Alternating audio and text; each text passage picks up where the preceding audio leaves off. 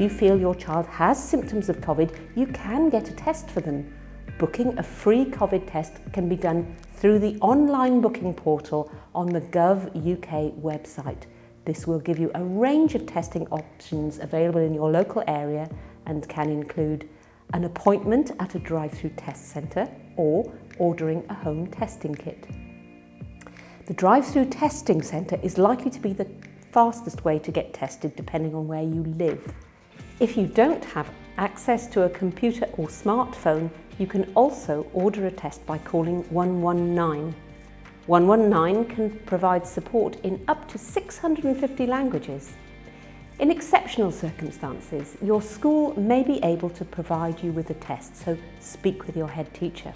Kits are suitable for people of all ages over the age of 1. Full instructions on how to administer the test and what to do next are provided within each kit. Please follow the instructions carefully and please don't give the testing kit directly to your child. Remember, you should only test your child if they have symptoms of a high temperature, a continuous cough, or loss of taste or smell. Otherwise, it's probably just a cold.